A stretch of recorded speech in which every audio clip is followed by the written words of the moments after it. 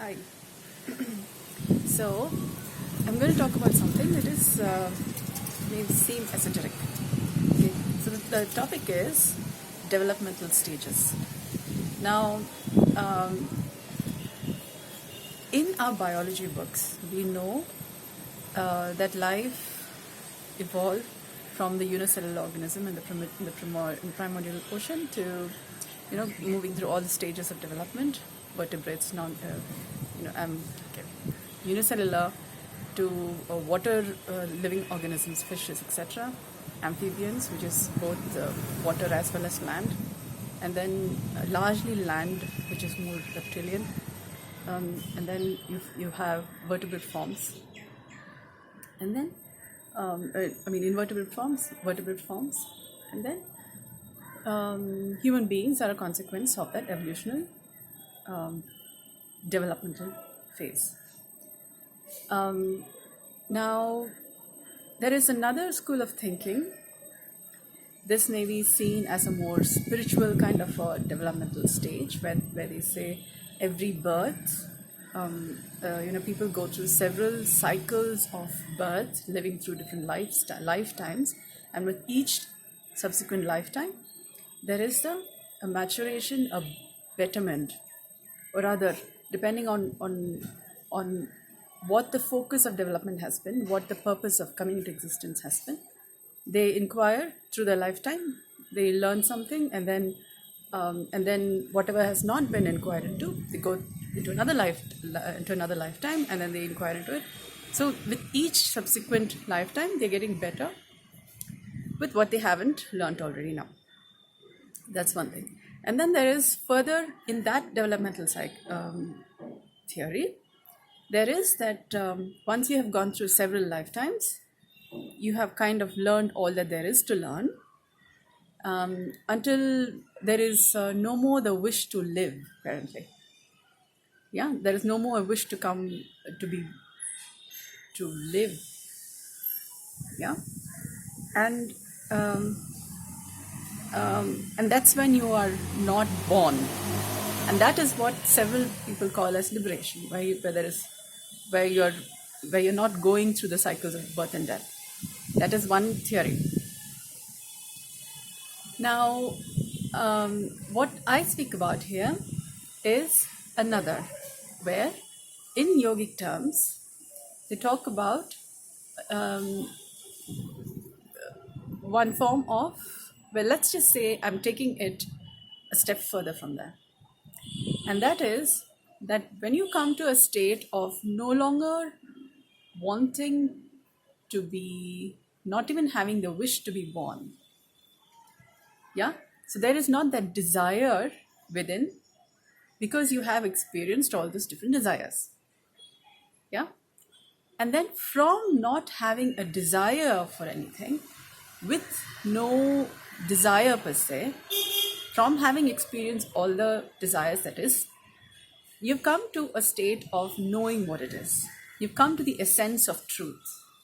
Yeah, you've experienced several spheres, several experiences through life, and then you've come to a form of truth where, you could call it as a dharma mega samadhi, where you can look it up in yogic texts. There they talk about as an essence of truth.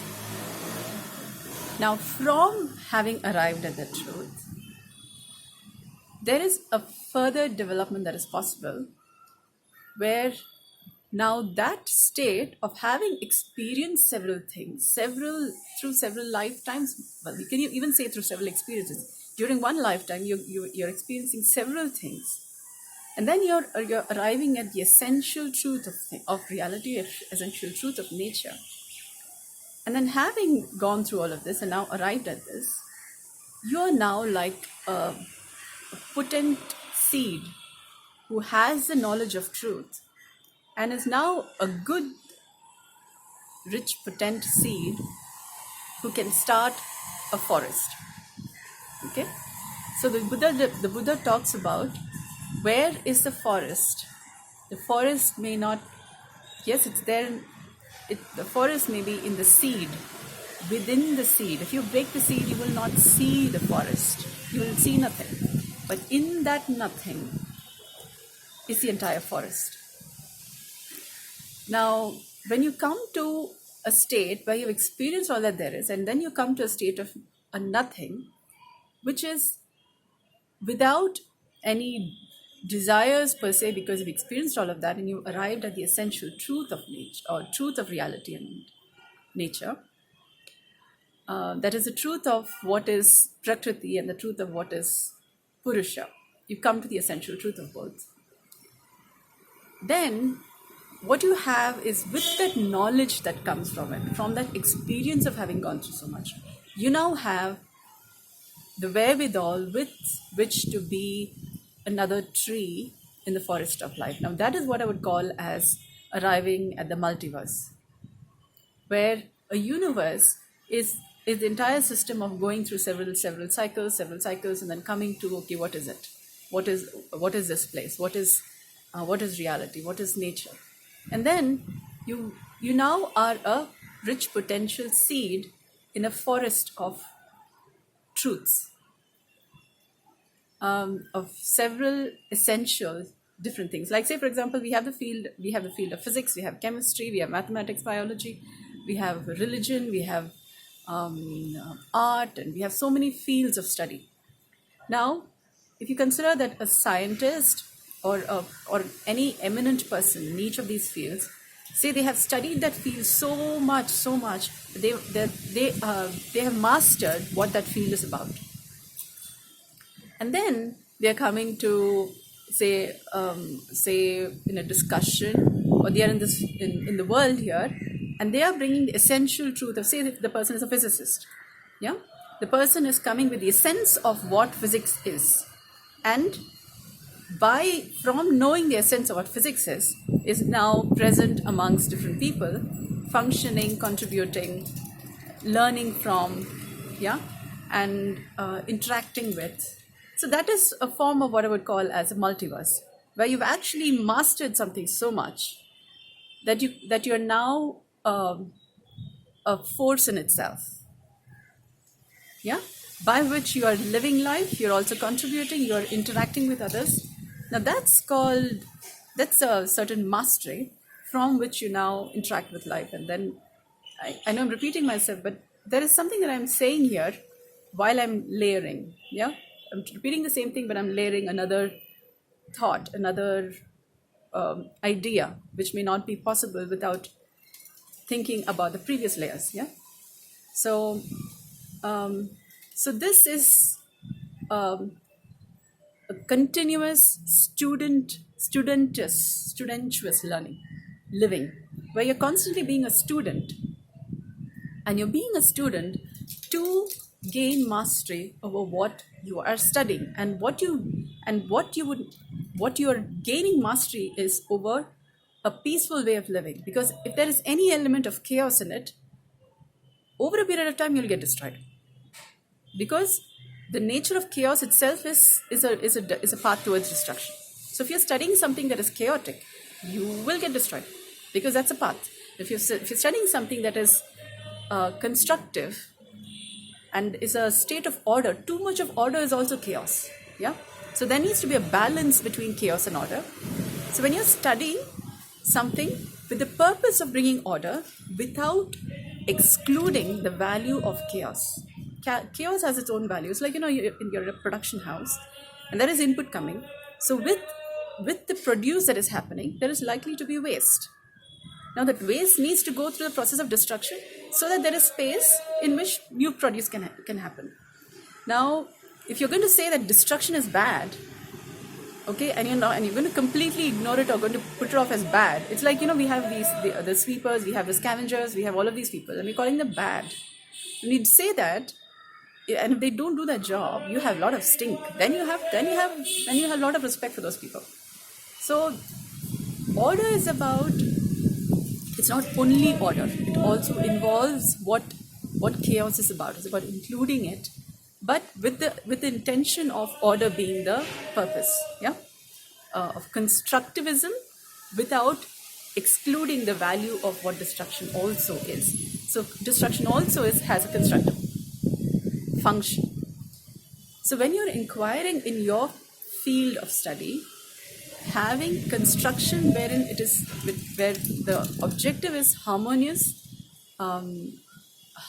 coming to being, harmonious way of living, harmonious way of interaction, without excluding the white or the black. Not saying, okay, white is too good, white is what you need to work with, and black is bad, or saying that black is good and white is bad. But instead seeing where is the value. Yeah, where is peace, where is harmony, where is that which makes things better, without excluding anything, including and appreciating the value that each has to offer. So whatever be your field of study, when you're living life with an inquiry in this manner, with every movement you make, you're actually adding value not only to what your purpose of living is, what inspires you most, but also that which will give value to whomsoever you're interacting with, wherever you are. Because there's a reason, there's a purpose, there's a goal by which you're being, you're inquiring, you're moving through life. There's a reason for you to get up in the morning, and that is not overwhelming, that's not strenuous, but something that inspires you and would also add value to people around. Yeah. So it's like and once you arrive at a certain mastery at what you're inquiring at, then you kind of mastered your universe, so to speak. And now it's another level of learning, where you're now interacting with other people to see what are all the different, it's a large embroidery of life. There are different colors, there are different threads, and each person is inquiring their own thread, their own color of life. So when you master your thread of life, and then you come to a level where you say now you really have a real grip on what you're saying, and then you're interacting with other people, staying with the value of what you have. Yeah. And then when you're interacting with other people, with other threads of life, you are interacting with them with the purpose of, okay, now what does this thread of life add value, and how is this thread of life, this thread of inquiry that the other person is, how does that play out with the thread that I'm inquiring into? Now, physics, chemistry, biology, zoology, different sciences, different inquiries, art, music, these are all different threads which embroider together to form what the same life is.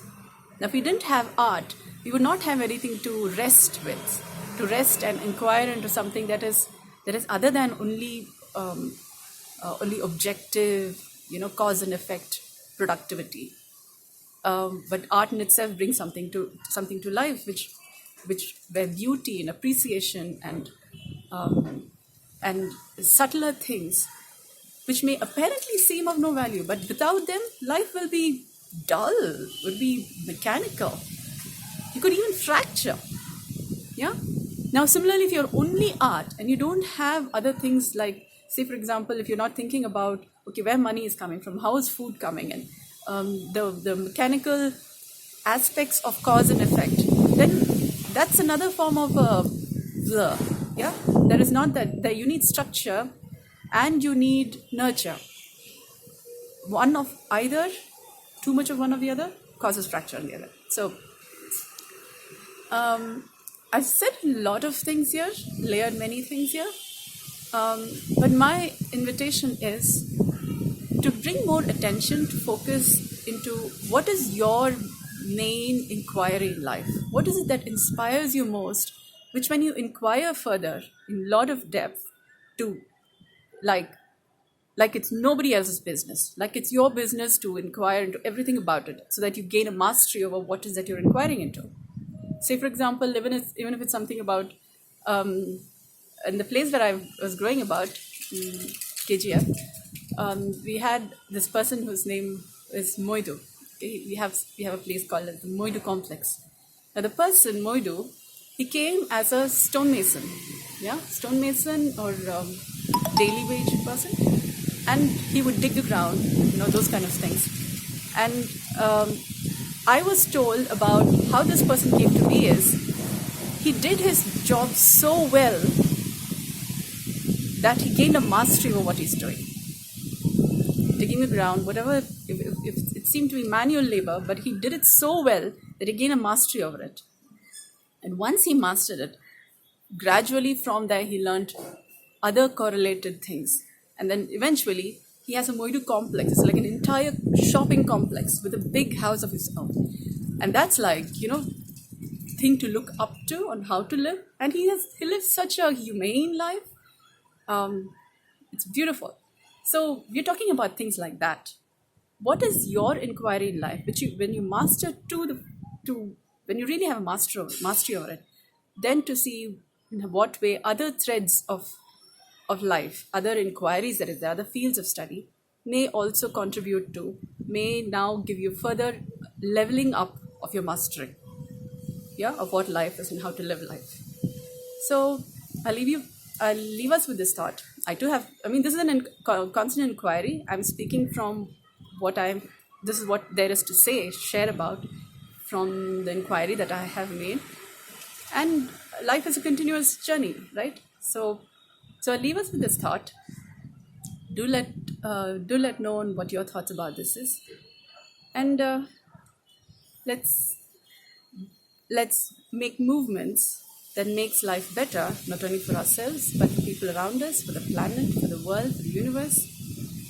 Best is yet to be. Best is in the making. You and I are in the making.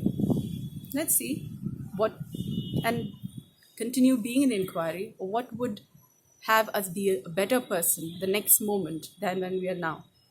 Yeah?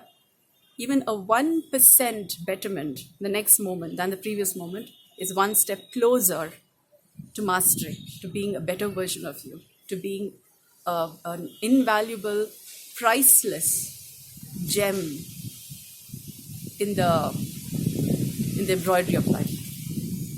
Thank you for listening.